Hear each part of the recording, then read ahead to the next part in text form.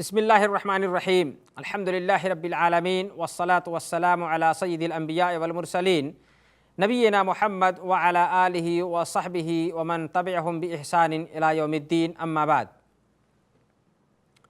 आदरणीय दर्शक मित्र, प्यारे साथियों तथा भाइयों, इस्लामी नियम अनुसार वध तथा ज़बह अल्लाह ने जिन पशुओं को हलाल किया है वह दो प्रकार के हैं।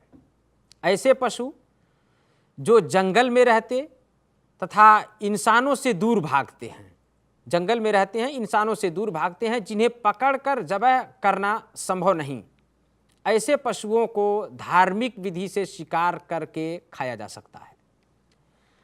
दूसरा, ऐसे पशु कि जो इंसानों से मानूस हैं तथा जिन्हें पकड़ना संभव है, ऐसे पशुओं को धार्मिक विधि से ज़बह किए बिना खाना जायज़ नहीं, शिकार करना जायज़ नहीं।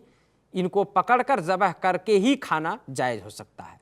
ज़बह करने की धार्मिक विधि ये है कि जिसमें समस्त धार्मिक शर्तें ध्यान में रखी जाएं और शर्तों को ध्यान में रखते हुए धार्मिक रूप से उसको ज़बह किया गया हो। और उसकी कुछ जो शर्तें हैं ज़बह करने की, वो शर्त यह है कि ज़बह करने वाला ज़बह करने के योग्य हो।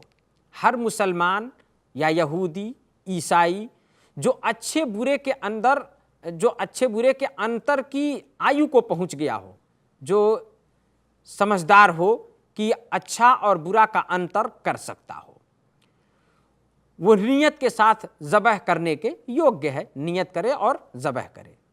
दूसरी शर्त ज़बह करने की शर्तों में से एक शर्त, दूसरी शर्त यह है कि जिस यंत्र से ज़बह किया जाए, अर्थात चाकू हो या जो भी हो, छुरी हो, जिस यंत्र से ज़बह किया जाए वो छुरी के समान ज़बह करने, खून बहाने तथा धार से काटने की क्षमता रखता हो।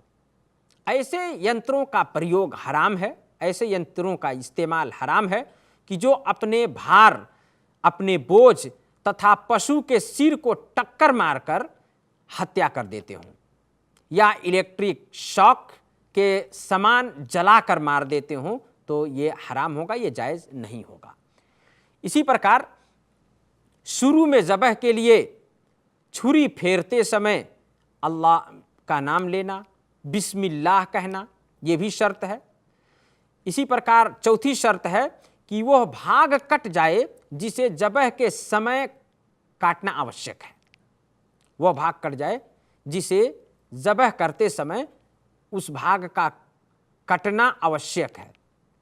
वह भाग सांस की नली और गले तथा गर्दन की दोनों मोटी रगें हैं, गले तथा गर्दन की दोनों मोटी रगें और सांस की नली है। इन सब का या इनमें से पूरे तीनों का काटना अनिवार्य है। ये चार शर्तें हैं कि ज़बह के समय यदि इन शर्तों, ये शर्तें उसके क्रम में, ज़बह के क्रम में पाई गई तो पशु हलाल होगा और पशु उन पशुओं में से हो कि जिसको इस्लाम ने वर्जित नहीं किया, हराम नहीं किया है, हलाल है।